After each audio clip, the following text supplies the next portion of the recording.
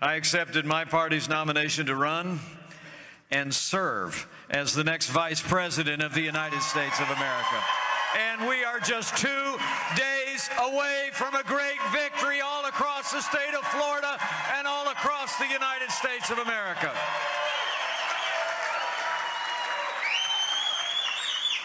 You know, I got to tell you, I appreciate Jeff's introduction, his kind words. I'm very humbled by it.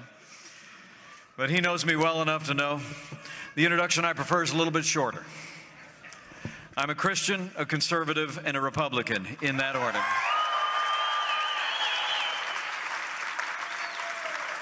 And I have to tell you, I joined this campaign in a heartbeat because you have nominated a man for president who never quits.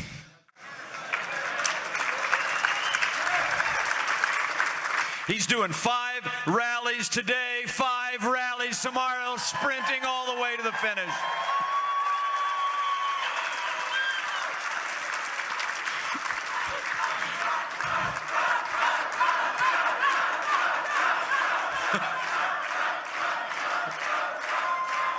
He never quits. He never backs down. He's a fighter. He's a winner.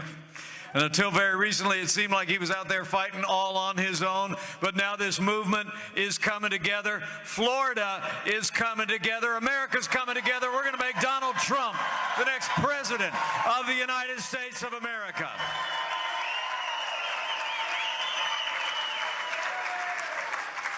You know, I truly do believe my running mate, Donald Trump, literally embodies the American spirit. Strong, freedom-loving, independent, and willing to fight every single day for what he believes in, and he's going to fight all the way to the White House come this next Tuesday. You sure saw that in all those presidential debates, didn't you?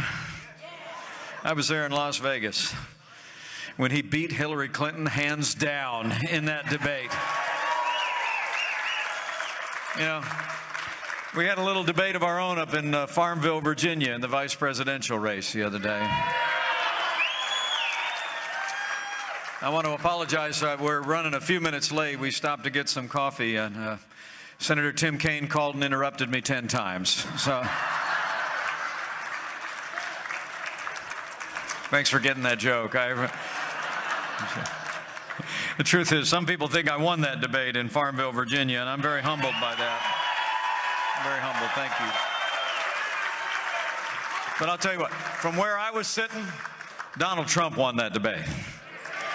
Donald Trump's brand of leadership won that debate, and Donald Trump's vision to make America great again is going to win all the way to the White House.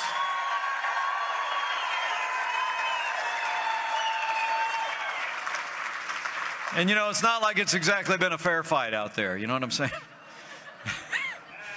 I mean, I get up every morning, Jeff, since I joined this campaign, I get up every morning. It's like I got to turn on the television with a stick. You know, I never know what's going to be on there, you know? I mean, it's like a lot of people in the national media have been out there doing half of Hillary Clinton's work for her every day. It's like it's been 2-on-1 out there, right?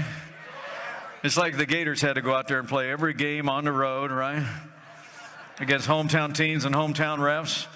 But just like with them, it's amazing. Donald Trump is still winning hearts and minds every single day.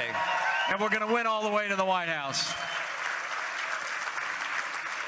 But I'll tell you that media slant was pretty evident about a week and a half ago. Remember all that coverage about how this race was all but over? Remember? I was watching some of those TV shows, and I mean, Hillary Clinton was naming cabinet officials, and it's like she was measuring curtains in the Oval Office, and then the American people showed up.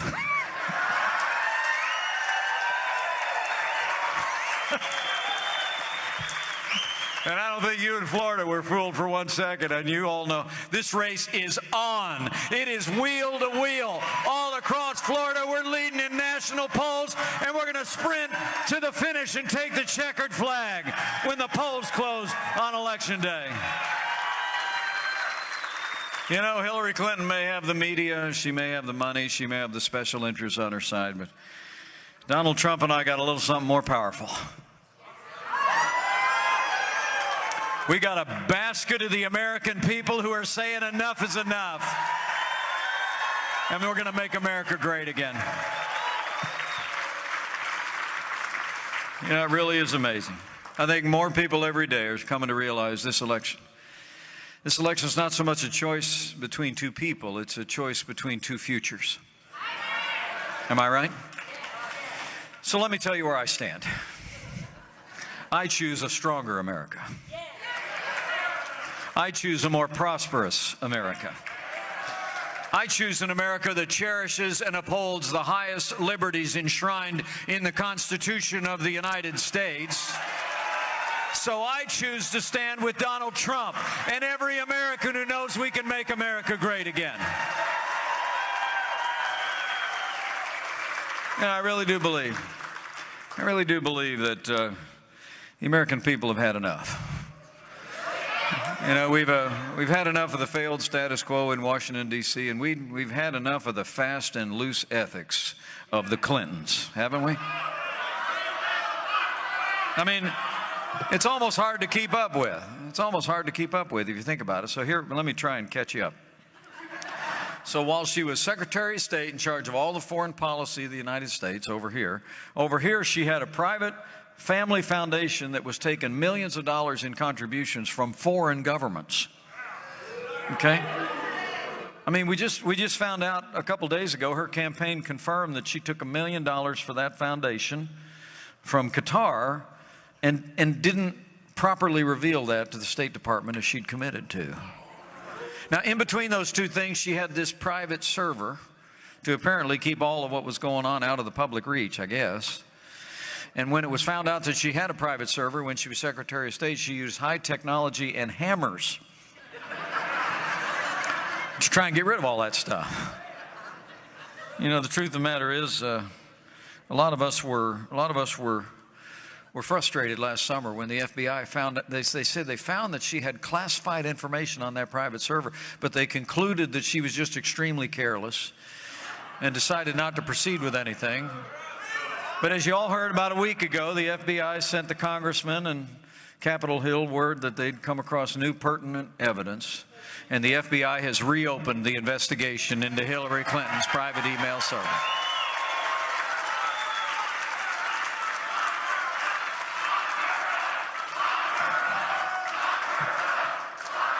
Now, it's a very serious matter. We commend the FBI. We commend the FBI for keeping their word to the Congress and the American people. We do. Because here in America, no one is above the law. I'm confident that they'll handle the investigation in a timely and a professional manner. But as we wait for more information to come to light, let's talk about what we already know. Okay? The truth is a force of nature, and despite their best efforts to keep it out of the public hands, this information has been coming out. And we ought to talk about it with our neighbors and friends in the next 2 days. I mean, you start out with the fact that so there was a dozen companies that gave big contributions to the Clinton Foundation at the exact same time they were lobbying the State Department. And the lobbyists they were using were raising money for the Clinton campaign for president. We found out that even though she said it never happened, when that terrible, terrible earthquake happened in Haiti back in 2010, that aides to Secretary of State Clinton actually said that friends of the Clintons should be flagged for business to rebuild Haiti, and everybody else could just go to the website. Am I right?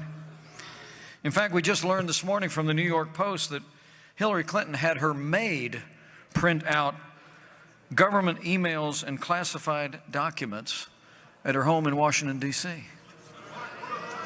You know, the media is even calling it a circle of personal enrichment where major contributions would be given to their foundation, then contracts with Bill Clinton in the millions of dollars for personal income. You know, let me just say, if only for their decades of self-dealing, the politics of personal enrichment, pay-to-play, and outright corruption, men and women of Florida, we just have to do everything we can to make sure that Hillary Clinton is never elected president of the United States of America.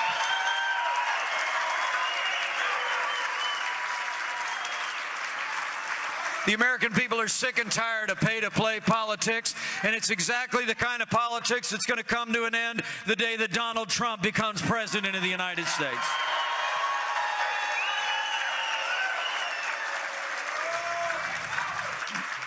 Because Donald Trump's got a plan. Donald Trump's got a plan.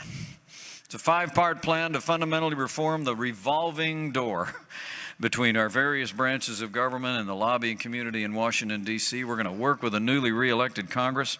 We're going to work with your new congressman, Congressman Neil Dunn. You're going to send to Washington, D.C.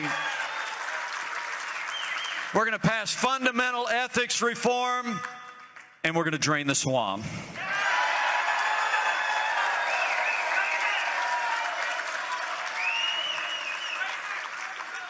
You know, the truth is that with all of that as a backdrop, the truth is that this election's about even a lot bigger things than their small ethics. And the time I have with you today before I wing off to North Carolina, then New Hampshire, then Minnesota.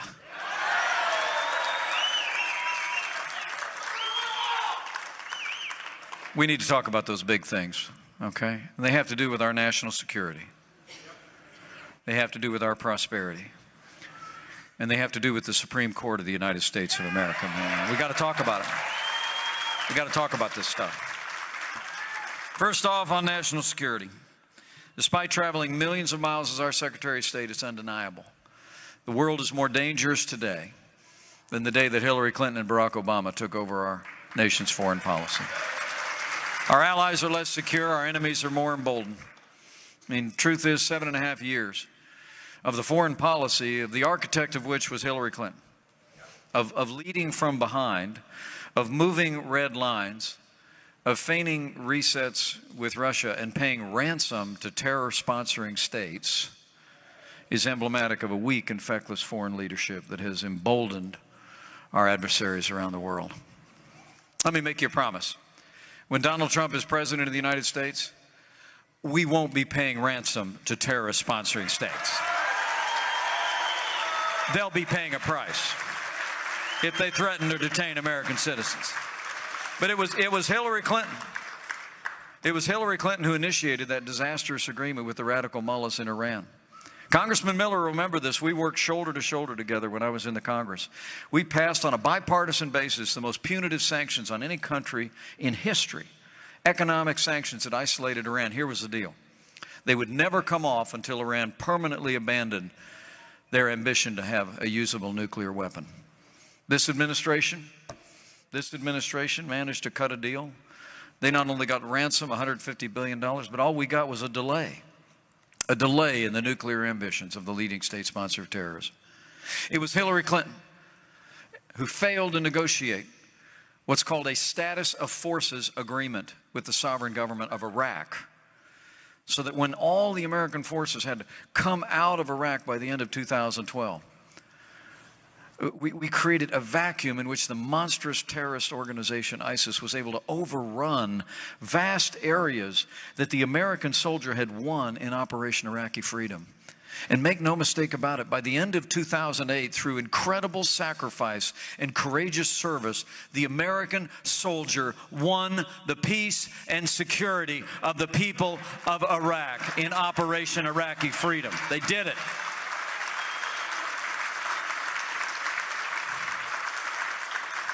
In fact, I can already tell that there are men and women who wore the uniform in that conflict who are here. If you wore the uniform of the United States of America at any time, would you stand up or raise your hand and just let us thank you one more time?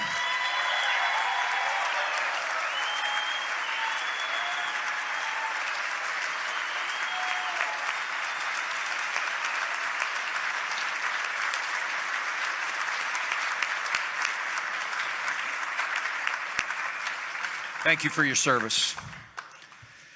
It's extraordinary also to think that it was Hillary Clinton and her State Department who left Americans in harm's way in Benghazi. And after 4 Americans fell, she told the families of the fallen that it was because of a filmmaker back here in the States. When she knew the night of the attack September 11th, 2012. She emailed her daughter that it was a terrorist-style al-Qaeda attack. When she was questioned about that because of the excellent work that Congress did, about the competing stories, the different version of the facts that she and other members of the administration peddled for days following the attack, she said words that just grieved my heart. She said, quote, of those 4 fallen Americans and why they fell, quote, what difference at this point does it make?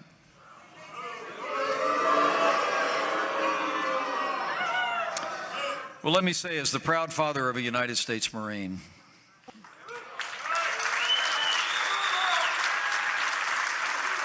anybody who said that, anybody who did that should be disqualified from ever serving as Commander-in-Chief of the Armed Forces of the United States of America.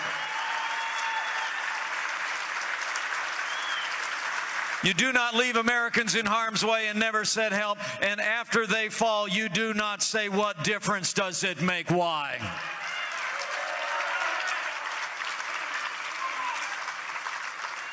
We just cannot have 4 more years apologizing to our enemies and abandoning our friends. For America to be safe, for the world to be safe, America needs to be strong. And Donald Trump will lead on the world stage with American strength. We will rebuild our military. We will restore the arsenal of democracy. We will give our soldiers, sailors, airmen, Marines, and Coast Guard the resources they need to accomplish their mission. And we will hunt down and destroy ISIS at its source so it can no longer threaten our people or inspire violence in the homeland.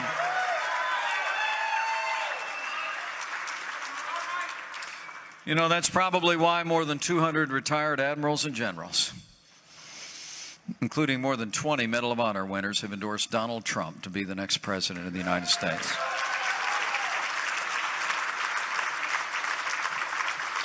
And before I leave our national security, let me also make you a promise. Donald Trump will stand by the men and women who have served, and we will reform the VA and restore world-class, real-time health care to those who have worn the uniform of the United States of America. I want to commend Jeff Miller for fighting the good fight for our veterans and for them getting the benefits that they earned in the uniform of the United States of America.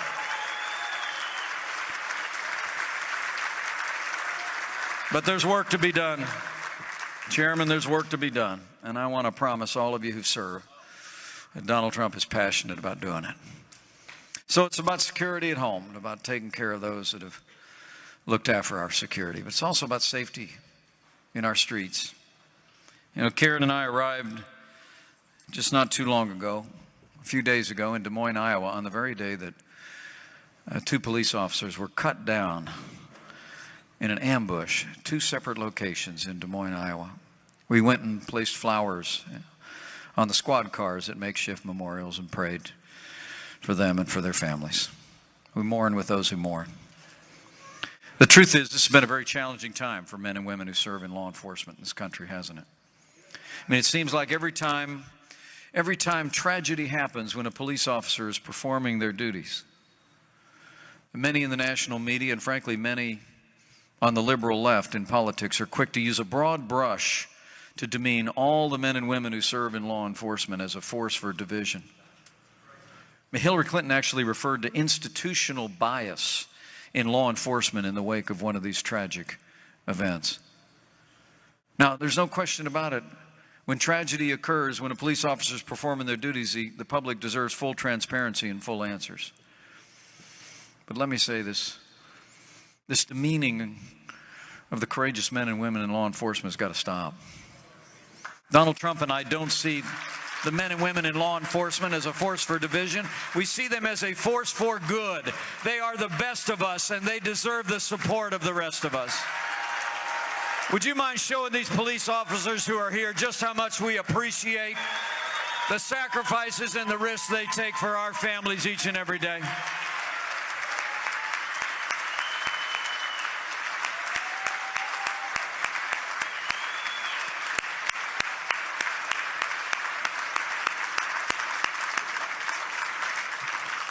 I'll promise you, as the Chief Law Enforcement Officer of the United States, a President Donald Trump will support law enforcement at every level. We will make sure they have the resources and the tools to protect our families and go home safe to theirs, and we will restore law and order to every city and every community in this nation. You know, that's probably why more than 330,000 members of the Fraternal Order of Police have endorsed Donald Trump to be the next president of the United States. So it's about security at home, safety and security abroad and at home. But it's also about our prosperity. And men and women of Florida, I'll tell you what, you've got a great governor in Rick Scott.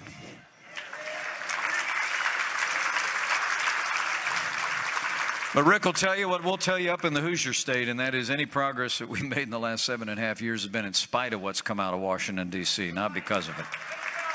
It's true. And we're in the midst of the weakest economic recovery since the Great Depression. True story. 1 out of 5 American households have no one under the same roof with a job. That's heartbreaking when you think about it. 47 million Americans are living below the poverty line. 45 million Americans are taking food stamps. Hillary Clinton's plan? More of the same. Not the same, more of the same. More taxes, more regulation, more of the war on American energy, stifling jobs, and more Obamacare. You know, they tell us this economy is the best that we can do. You know, we just got to keep doing the same stuff over and over. Did you ever hear that definition of insanity? Keep doing the same thing over and over again, expect a different result. Well, you and I know here in Florida that this isn't the best that we can do. It's just the best they can do. And when Donald Trump becomes president of the United States of America, we're going to put common sense, conservative principles into practice, and we're going to get this economy moving again and get America back to work. Because Donald Trump's got a plan. Donald Trump's got a plan. Hillary Clinton wants to raise taxes by $1 trillion. Donald Trump and I are going to work with this newly reelected majority in the House and Senate. You're going to send this good doctor to Washington, D.C., Neil Dunn, and you're going to reelect Marco Rubio to the United States Senate from Florida. And the first 100 days, we're not going to raise taxes. We're going to cut taxes across the board for working families, small businesses, and family farms. We're going to get rid of death taxes once and for all, and we're going to lower business taxes in America so that companies here in Florida can compete and keep jobs here in Florida instead of seeing them go overseas. We're going to have a moratorium on new federal regulation, and we're going to repeal every single Obama executive order that's stifling jobs and growth in the American economy. Donald Trump becomes president of the United States, or shall I say negotiator-in-chief. We're going to have trade. Trade's going to mean jobs. But trade is once again going to mean American jobs first. So we're going to renegotiate NAFTA. We're going to get out of this Trans-Pacific deal, and we're going to hold our trading partners accountable for the promises that they make to the people of the most powerful economy on earth.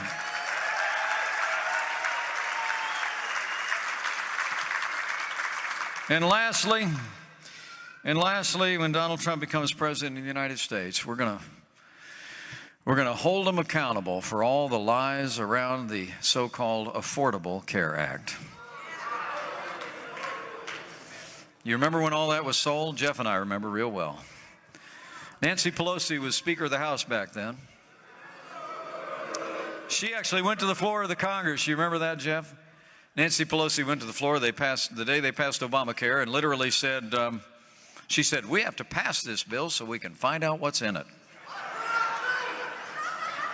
Well, we found out. We found out that everything they told us about it was a lie. Do you remember they said if you like your doctor, you can keep him? Not true. Remember they said if you like your health insurance, you can keep it? Not true. Remember they said the cost of health insurance would go down? Not true. I mean, In the last week or so, the Obama administration confirmed that average premiums across the country are going to go up 25% next year alone. 19% here in the great state of Florida. I just heard that President Obama is going to be in Orlando today. He's going to be in Orlando trying to sell again what nobody's buying. I mean, even former President Bill Clinton the other day said, costs are going up. Coverage is going down. It's the craziest thing in the world.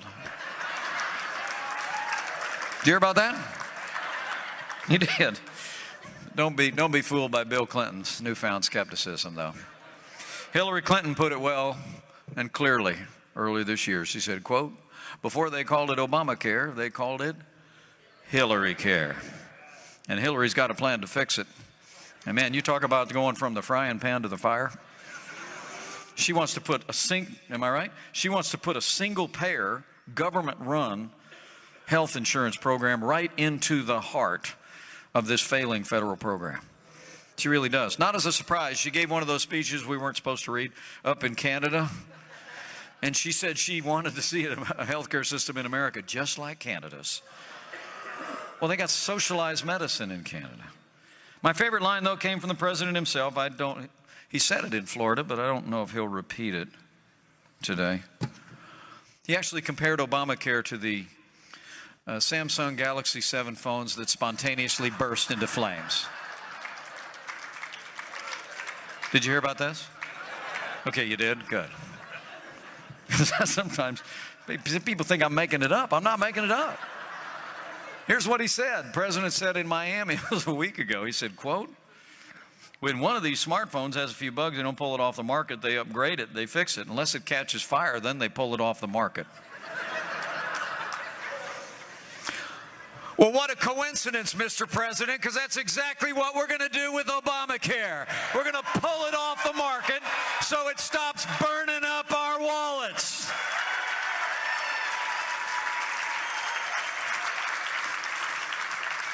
I mean, the American people know we can do better with health care reform. So with this newly reelected Congress, you're sending Marco Rubio back, you're sending Neil Dunn to the House. We're going to repeal Obamacare lock, stock, and barrel. And we're going to replace it with health care reform that doesn't give us more government, it gives us more choices. We're going to allow the American people to purchase health insurance across state lines, the way you buy car insurance, the way you buy life insurance. We're going to harness the power of the American free market to drive down the cost of health care in this nation. That's the American way to meet our health care challenges in the 21st century.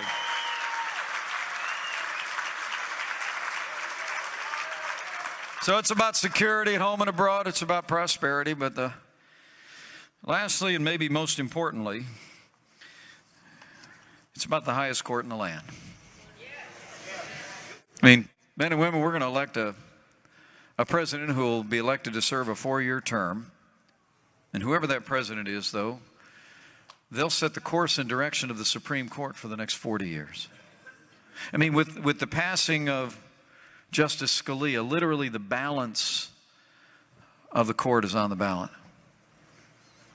But the next president could have as many as 2 or 3 or more appointments to the court. If you cherish the Constitution,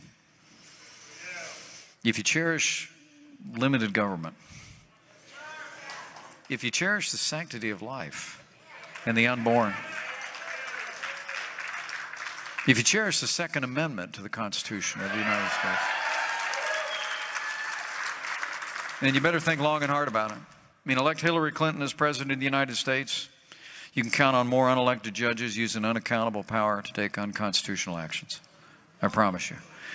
But you elect Donald Trump as President of the United States, and you will have men and women appointed to the Supreme Court and all of our federal courts who will faithfully uphold the Constitution of the United States of America and all the God-given liberties enshrined there in a manner consistent with the tradition of the late and great Justice Antonin Scalia. So for the sake of our Constitution, for the sake of the rule of law, for the sake of all the God-given liberties that are enshrined there, men and women of Florida, we must decide here and now that the next president to make appointments to the Supreme Court of the United States will be President Donald Trump.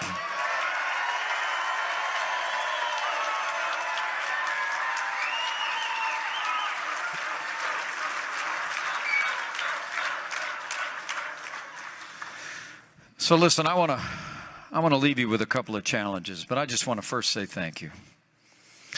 I mean, I know I'm not exactly the main event, so thank you for coming out. Thank you for supporting this cause and this team and this movement. It is inspiring to see you all here. It really is. And it's inspiring to see others here. Not only Congressman Miller and your future Congressman Neil Dunn, but would you just thank Janet Huckabee? This is a great family that has done so much. Would you mind standing, Janet? This is such a great family that have been such champions for this cause and champions for America. Thank you, Janet. But you know, we said yes. We said yes to this invitation for two reasons. Number one, I think this country's in a lot of trouble. And number two, I'm absolutely convinced that Donald Trump has the leadership and the vision to make America great again.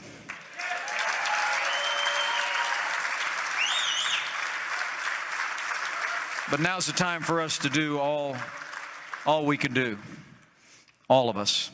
I can tell you, the Pences, we left a job that we love in the Hoosier State to take on this task, and we haven't looked back. And in the next 2 days, I want you all to do everything you can. Here's 3 things I want you to do. Number 1, vote. Bring a friend. Friends don't let friends vote alone. Okay. I mean, I know you got this Florida thing going. There's a little early voting some places. I don't know. Whatever works, whatever's right, whatever's under the law, you go do it. If you're out there on November 8th, pack a lunch. Be ready. Take the day and vote. When you think about the sacrifices that have been made to pass the right to vote down through all the generations of this nation, let's go exercise that franchise and make Donald Trump the next president of the United States. Go do it. Go vote. Go vote. That's number 1. Number two, I want you to go tell somebody. Still got 2 days in this deal, right? However you reckon it. Go tell somebody. I mean, the truth of the matter is there's been this incredible, I started earlier, and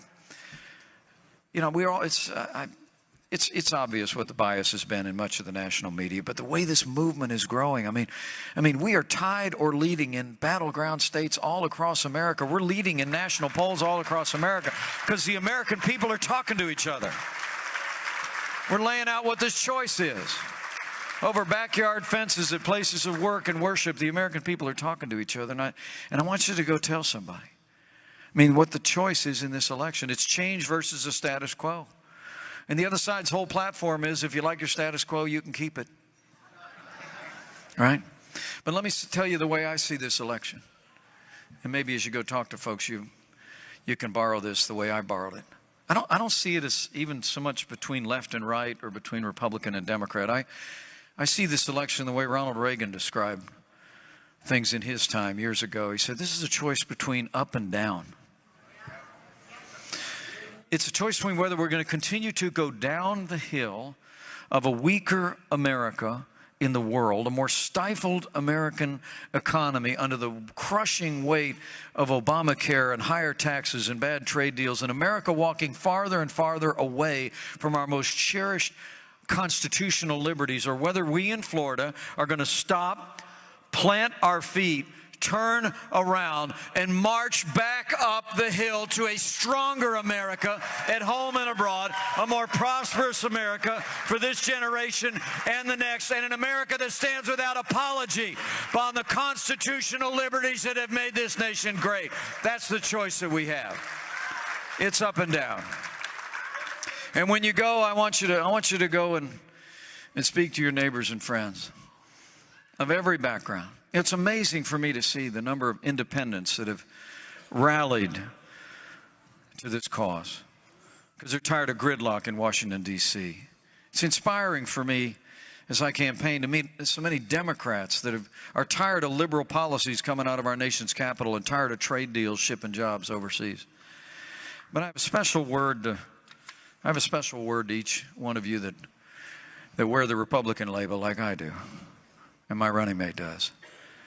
And that is that when you leave here today and you go tell somebody, I think the time has come for us to say to our Republican friends with one voice, it's time to come home.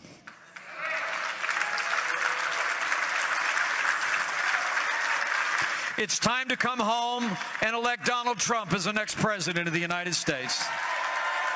It's time to come home and re-elect Senator Marco Rubio to the United States Senate.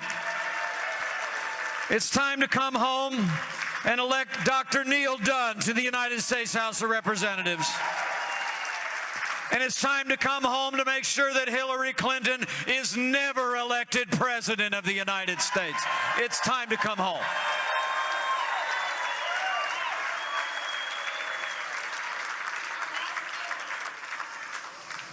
So if you're taking notes, vote, tell somebody, especially some of our closest friends. And lastly, I would just say to all of you, have faith. Have faith in the American people. And I truly believe as a student of American history that every time the American people have been presented with a clear choice for a future built on our highest ideals and aspirations, a clear choice for a stronger America, a more prosperous America built on economic freedom, and a clear choice to reaffirm our commitment to the ideals that have made this country great, the American people throughout our history have chosen a stronger America, a freer American economy, and an America that stands on our highest ideals every single time. So be confident and have faith in your neighbors and friends.